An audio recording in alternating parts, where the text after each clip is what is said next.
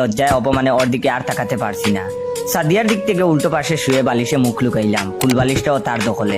School বা কলেজে নাটক সিনেমা বানানো হলে যাকে জিনিসপত্র টানার দায়িত্ব দেওয়া হতো সেও এখন নায়ক কিংবা নায়িকা টিকটকের কল্যাণে। বাথরুমে গান গাইলে যার গান থামাতে পাড়া প্রতিবেশী জড়ো হয়ে যেত সেও এখন সঙ্গীত শিল্পী টিকটক আছে বলে। নাচতে গেলে উঠান ভাঙ্গে, তারাও ড্যান্সার হয়ে যাচ্ছে টিকটকের বদলতে। যাকে দেখলে কুকুরও গেউ গেউ করে সেও নাকি আজকে টিকটক সেলিব্রিটি।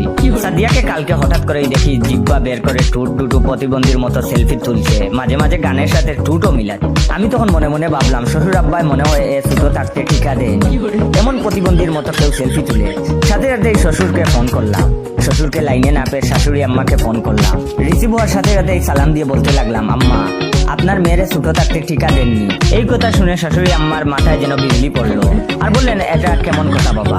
আমি তখন বললাম, আপনার মেয়ে এমন কেন, সবসময় সেলফি, ফেসবুকে আর টিকটক নিয়ে ব্যস্ত, আর এমন ভাবে ডান্স মারে মনে হয় সব মাথার উপর দিয়ে যায়। শাশুড়ি আম্মা আমার কথা শুনে যেন একটু স্বস্তি পেল আর বললো, ও এই ব্যাপার, ও তো সব আমার কাছ থেকেই শিখছে। তোমার শ্বশুরও এখন এমন করে, আগে করতো না, এখন টিকটকে আমাদের দুজনের অ্যাকাউন্ট, দুজনে ইয়া হাবিবি ডান্স দেয়। কদিন পর তুমিও সাদিয়ার মতো হয়ে যাবে। আর কোনো সমস্যা বা টিকটকে বেশি ভিউ পাওয়ার কলা কৌশল বলে দেব? এটা শোনার পর আমি তৎমত হয়ে পাবনা যাওয়ার উপক্রম। এক নোয়াখালীর লোক বলবো